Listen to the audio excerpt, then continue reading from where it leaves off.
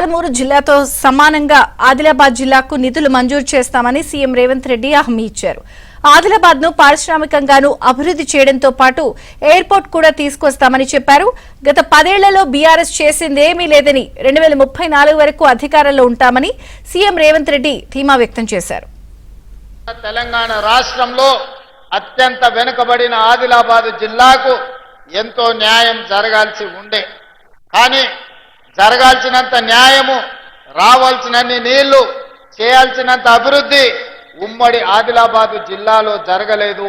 అందుకే ఆదిలాబాద్ జిల్లాను పాలమూరు జిల్లాకెంత ప్రత్యేకంగా నేను ఏ ప్రాంతం నుంచి అయితే వచ్చినో ఆ ప్రాంతానికి ఏ విధంగా నిధులను అందించి అభివృద్ధి చేయాలని అనుకుంటున్నానో పాలమూరు జిల్లాతో సమానంగా ఆదిలాబాద్ జిల్లా అభివృద్ధి కోసం నిధులు ఇస్తానని చెప్పాను.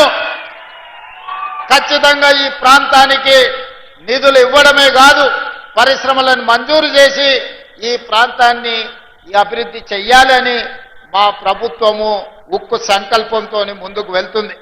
ఆదిలాబాద్ జిల్లాకు ఈ వేదిక మీద నుంచి నేను ప్రకటన చేస్తున్నా, యూనివర్సిటీ మంజూరు అవుతుంది. బాసర IIITలో యూనివర్సిటీని ప్రారంభించుకుందాం. బాసరకు ఒక ప్రత్యేకత ఉంది, చదువుల తల్లి బాసర మందిరం. కానీ ఈరోజు యూనివర్సిటీని కూడా అక్కడ ప్రారంభించుకొని అవసరమైన అభివృద్ధి కార్యక్రమాలను తీసుకొని ముందుకు వెళ్దాం. ఆదిలాబాదు రైతాంగానికి నీళ్లు ఇవ్వాలి అంటే తుమ్మిడిహెట్టి దగ్గర ప్రాణహిత చేవెళ్ల ప్రాజెక్టును కట్టాల్సిందే, కట్టి తీరవలసిందే. తుమ్మిడిహెట్టి ప్రాంతంలో ప్రాజెక్టును కట్టి ఆదిలాబాదుకు నీళ్లు ఇవ్వాలని నిర్ణయం తీసుకున్నాం. దానికి సంబంధించిన సర్వేలు జరుగుతున్నాయి, నివేదికలు తయారు అవుతున్నాయి. బడ్జెట్ సమావేశాల లోపు ఉత్తమ్ కుమార్ రెడ్డి గారికి సూచన చేస్తున్నా, ఈ తుమ్మిడిహెట్టి దగ్గర నిర్మించాల్సిన ప్రాజెక్టు సంబంధించిన సంపూర్ణమైన నివేదికను తయారు చేయండి. ఆదిలాబాద్ రైతాంగానికి సాగునీరును అందించి ఈ ప్రాంతాన్ని ఆదుకుందాం. తుమ్మిడిహెట్టి దగ్గర ప్రాజెక్టు నిర్మించుకుందాం.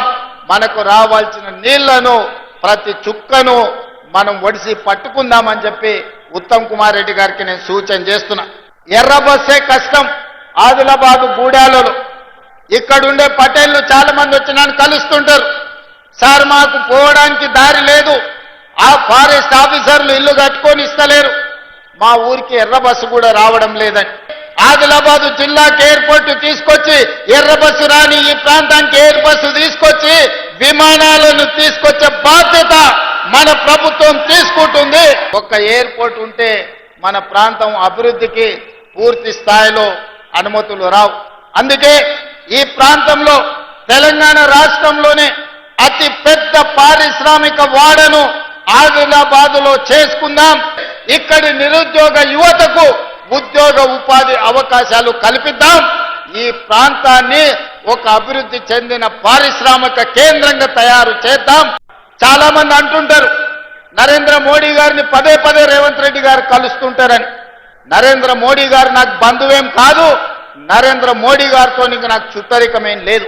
కానీ వారి దేశానికి ప్రధానమంత్రి అనుమతిస్తేనే ఎయిర్పోర్ట్ వస్తుంది, పెద్ద పెద్ద పరిశ్రమలు వస్తాయి, మనకు నిధులు వస్తాయి. ప్రజల కోసం, ప్రాంత అభివృద్ధి కోసం, ఈ ప్రాంత నిరుద్యోగ యువకులకు ఉద్యోగ ఉపాధి కోసం ఎవరినైనా కలవడానికి ఒక్క క్షణం కూడా ఆలోచన చెయ్యను. నేను పైరవీల కోసం పోను. పర్సనల్ ఎజెండా నా దగ్గర లేదు.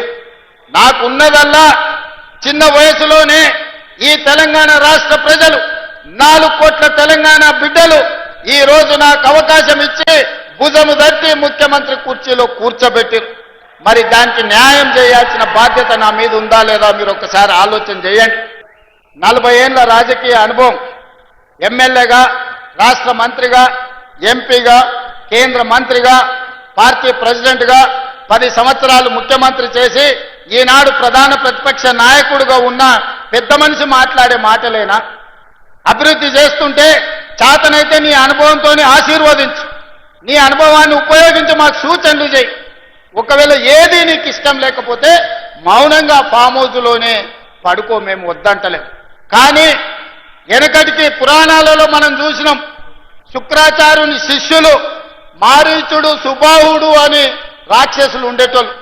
దేవతలు యజ్ఞాలు యాగాలు చేస్తే శుక్రాచార్యుడి సూచనతోని మారీచుడు సుబాహుడు వచ్చి ఆ యాగాలను యజ్ఞాలను భగ్నం చేసేటోళ్ళు. లాస్ట్కి ఏమైందా? రాముడి చేతిలో సచ్చింది. ఇవాళ కూడా శుక్రాచార్యుడు ఫామ్ హౌజులుండు ఓ మారీచుడు ఓ సుబాహుడు అసెంబ్లీకి వచ్చి అడ్డం పడుతున్నారు బావా బామ్మార్దుల ముసుగులో. చివరికి రాజకీయంగా మీకు సమాధి అవుతుంది తప్ప ఇందులో మీకు వచ్చేది ఏమీ లేదు. మీకు అందరికి అనిపించవచ్చు అన్నేం తప్ప సప్పగా మాట్లాడుతుండు ఏం చెప్తలేడా. నేను ఓడిపోయిన వాళ్ళ గురించి పడిపోయిన వాళ్ళ గురించి మాట్లాడదలుచుకోలే, నిర్ణయం తీసుకున్నాను. ఒక్క ఏటుకు పోయాడ వండుకున్నారు. వెనకటికి టైసన్ నాకౌట్ కొట్టింది కదా, ఒక దెబ్బకి అన్నీ అయిపోయినట్టు. అన్నీ అయిపోయినాయి, ఇప్పుడు మనం పని చేయాలి. అందుకే వాళ్ళ గురించి వీళ్ళ గురించి ఏదేదో మాట్లాడాలని నేను అనుకుంటలేను. నాకిచ్చిన బాధ్యతతోని మీకందరికీ పని చెయ్యాలి, సేవ చెయ్యాలి అనుకుంటున్నా. మేం పాలకులం కాదు, మేము సేవకులము. తప్పకుండా మీకు సేవ చేస్తాం, మిమ్మల్ని అభివృద్ధి చేస్తాం, మీ మనసు గెలుస్తాం. రాబోయే ఎన్నికల్లో మళ్ళీ గెలుస్తాం. 2034 వరకు మన ప్రభుత్వాన్ని